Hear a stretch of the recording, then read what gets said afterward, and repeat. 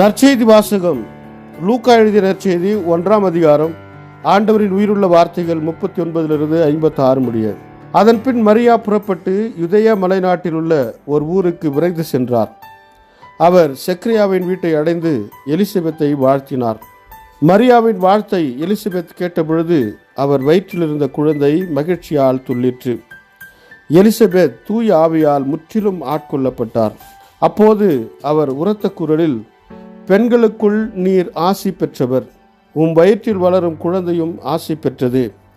என் ஆண்டவரின் தாய் என்னிடம் வர நான் யார்? வாழ்த்துரை என் காதில் விழுந்ததும் என் வயிற்றிலுள்ளே குழந்தை பேறு வகையால் துள்ளிற்று.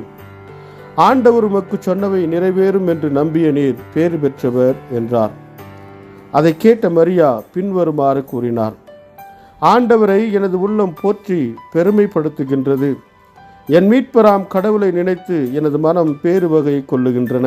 ஏனெனில் அவர் தம் அடிமையின் தாழ்நிலையை கண்ணோக்கினார். இது முதல் எல்லா தலைமுறையினரும் என்னை பேறு பெற்றவர் என்பர். ஏனெனில் வல்லவராம் கடவுள் எனக்கு அரும்பெரும் செயல்கள் செய்துள்ளார். தூயவர் என்பதே அவரது பெயர். அவருக்கு அஞ்சி நடப்போருக்கு தலைமுறை தலைமுறையாய் அவர் இரக்கம் காட்டி வருகிறார். அவர் தம் தோழி வலிமையை காட்டியுள்ளார். உள்ளத்தில் செருக்குடன் சிந்திப்போரை சிதறடித்து வருகிறார். வலியோரை அரியன் என்று தூக்கி எறிந்துள்ளார். தாழ்நிலையில் இருப்போரை உயர்த்துகிறார். பசித்தோரை நலன்களால் நிரப்பியுள்ளார். செல்வரை வெறுங்கையராய் அனுப்பிவிடுகிறார். மூதாதையருக்கு உரைத்தபடியே அவர் ஆபிரகாமையும் அவர் தம் வழிமரபினரையும் என்றென்றும் இரக்கத்தோடு நினைவில் கொண்டுள்ளார். தம் ஊழியராகிய இஸ்ரேலுக்கு துணையாக இருந்து வருகிறார். மரியா ஏறக்குரிய 3 மாத எலிசபெத்தோடு தங்கியிருந்தார். பின்பு தம் வீடு திரும்பினார்.